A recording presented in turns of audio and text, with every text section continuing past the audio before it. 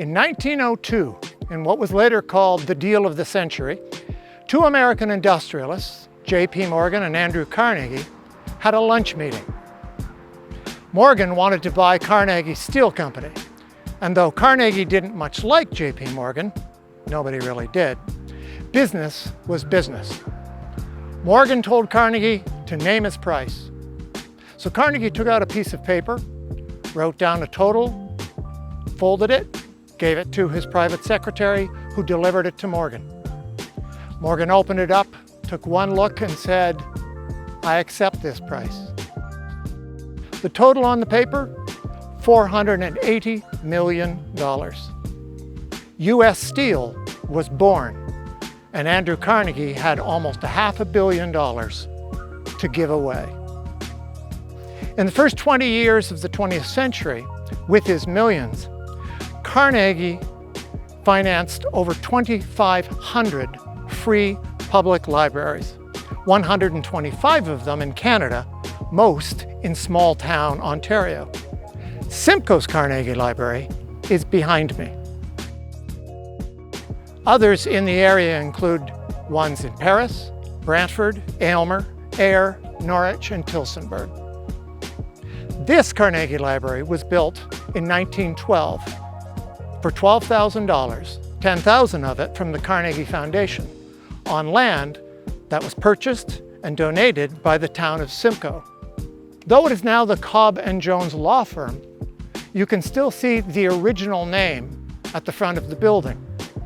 The library was here for 73 years until it was moved in 1985 to a new location at Governor Simcoe Square in a newly renovated space that used to be the old town jail.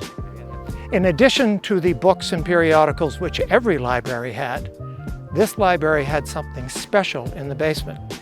A treasure trove of manuscripts, photographs, and archival material which would later form the basis for the collection at the Everbrook Donnelly Museum, which was established in the mid-1940s by the Norfolk Historical Society.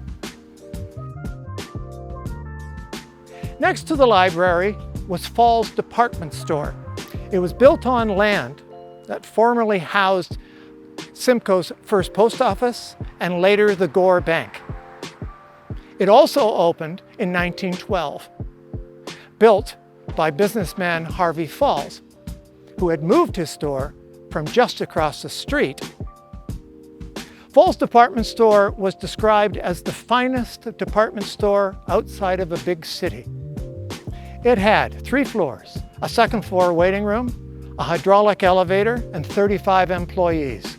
It was a very popular and successful business. However, one writer, Lewis Brown, said that the temperature inside the building in the summer was as hot as the inside of a woodpecker's nest. How he knew, we don't know. It prospered for 25 years until in 1937 it burned to the ground, and Mr. Falls decided not to rebuild. But he didn't abandon his employees. He offered startup money to any of them who wished to start their own businesses in downtown Simcoe. A number of them took him up on that and became successful Simcoe merchants themselves. In our next episode, we'll talk about 3 very important individuals, both to Simcoe and Norfolk County in general. 2 artists and a man who at his funeral had almost 2,000 people. Thanks for watching.